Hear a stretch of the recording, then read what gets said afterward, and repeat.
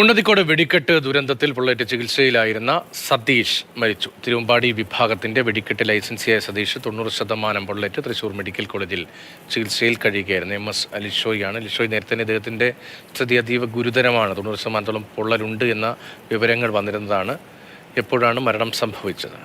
15 minute മുൻപാണ് സതീഷിന്റെ മരണം സംഭവിച്ചത്.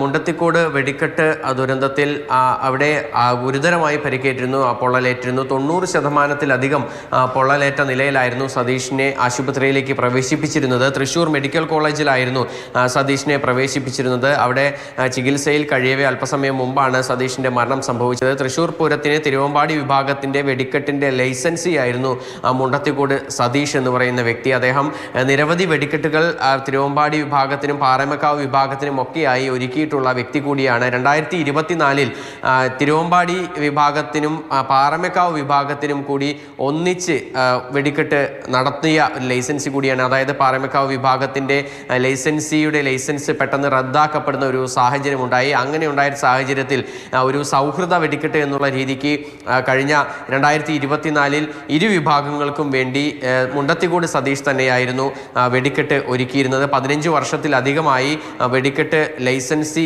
എന്ന രീതിക്ക് പ്രവർത്തിച്ചു വരുന്നു. നിരവധി വർഷമായി അദ്ദേഹം വെടിക്കെട്ട് നിർമ്മാണ രംഗത്ത് ഉണ്ട്. പാരമ്പര്യമായി തന്നെ, അതായത് അദ്ദേഹത്തിൻ്റെ കുടുംബാംഗങ്ങൾ മുഴുവനും സമാനമായ രീതിക്ക് ഈ വെടിക്കെട്ട് നിർമ്മാണവുമായി ബന്ധപ്പെട്ട് ജീവിച്ചിരിക്കുന്ന, അതായത് പ്രവർത്തിച്ചു വന്നിരുന്ന ആളുകളാണ്. അവരെല്ലാം ഈ ഒരു മേഖലയിൽ തന്നെയാണ് പ്രവർത്തിച്ചിരുന്നത്. കുറച്ച് നാളുകൾക്ക് മുൻപാണ് അദ്ദേഹത്തിൻ്റെ സഹോദരനും കുറച്ച് വർഷങ്ങൾക്ക് മുൻപാണ് മരണമടഞ്ഞിരുന്നത്. അതും വെടിക്കെട്ട് ദുരന്തത്തിൽ തന്നെയായിരുന്നു അദ്ദേഹവും മരണമടഞ്ഞിരുന്നത്.